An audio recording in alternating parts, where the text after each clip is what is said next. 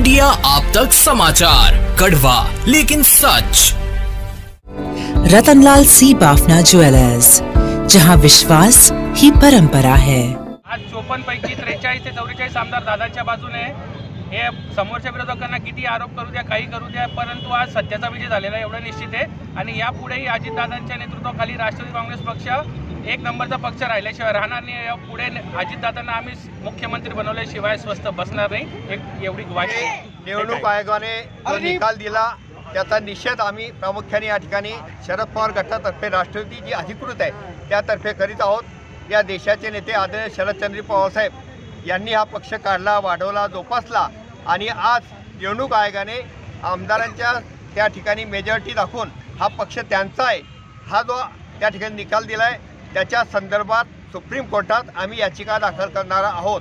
तो सुप्रीम कोर्टाचा निर्णय असेल तो आम्हाला मान्य असेल, पण तो जनतेच्या दरबारात गेल्यानंतर आधी जनता सामान्य मतदार देशाचे नेते आदरणीय पवारसाहेब यांच्या पाठीशी आहेत। फक्त अजितदादा आहेत, त्यांच्याकडे 50 वर आमदार आहेत आणि त्यांनी महाराष्ट्रभर नेतृत्व आपलं सिद्ध करून दाखवलेलं आहे। सर्व जनतेसमोर तेच खरे राष्ट्रवादी पक्षाचे अध्यक्ष आहे आणि ते खरे पक्षाचे सर्व आहेत।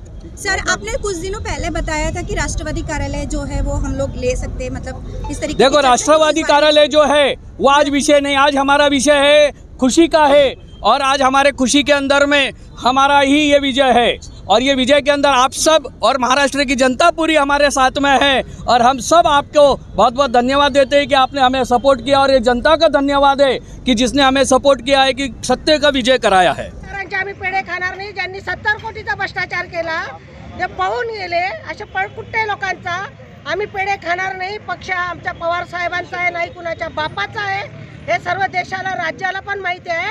आणि असे गद्दारांना वेळ आल्यावर जनताच दळा शिकवणार आहे, कारण यांनी जे केलेले आहे दादांनी पक्षामध्ये ते कुणालाच मान्य नाही आहे। आणि पवार साहेबांना या वयामध्ये ज्यांनी त्रास दिला त्याला आम्ही जनता रस्त्यावर उतरून आरामखोरांना दळा शिकवल्याशिवाय राहणार नाही। पक्ष आमच्या बापाचा आहे आणि पक्ष पवार साहेब हे आमचे विद्यापीठ आहे, त्या विद्यापीठमध्ये विद्यार्थी तयार होतात, पण त्या विद्यार्थी तयार होऊन ते गद्दार निघाले। म्हणून आम्ही आता नवीन पक्षामध्ये नवीन लोकांना चांगल्या संधी देऊ आणि अशा गद्दारांचा जाहीर निषेध करू आणि त्याच्यात दादांचा जास्त जाहीर निषेध करतो आम्ही। ज्या पवार साहेबांनी जे भरभरून पवार साहेबांना दिलं होतं आणि जे देऊन सांगितलं होतं की केंद्रामध्ये सुप्रियाताई राहील, राज्यामध्ये अजितदादा पाटील, दादांनी विश्वासघात केलेला आहे। त्यामुळे आमच्यासारखे कार्यकर्त्यांनी 25-25 वर्ष आम्ही काम केलं आणि या नेत्यांनी स्वतःचा भ्रष्टाचार लपवण्यासाठी गद्दारी करून या पक्षाचं तिकडे मिंदे गटाकडे पळून गेलेले यांचे आम्ही जाहीर निषेध करतो। विकासाच्या दृष्टिकोनातून अजितदादांनी जो निर्णय घेतला होता त्याला आज खऱ्या अर्थाने संविधानिक दृष्टीने आणि कायद्याने सुद्धा आणि लोकशाहीच्या दृष्टीने सुद्धा पाठबळ मिळालेलं आहे आणि सिद्ध झालं आहे की लोकशाहीमध्ये बहुमताला महत्त्व असतं। आज आम्हाला अजितदादांच्या निर्णयाला आणि मिळालेल्या पाठबळाला अतिशय आनंद वाटतो आणि यापुढे जळगाव शहरामध्ये आणि जळगाव जिल्ह्यामध्ये संघटन अजितदादांचं कसं वाढवू यासाठी आम्ही प्रयत्न। आनंदी न शोर मचे, खूब बिजली बचे, न मुश्किल सफाई, होले होले चले,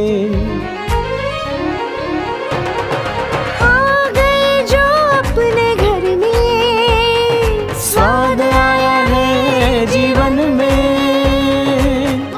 आनंदी आटा चक्की, फर्क तो दिखेगा। आनंदी।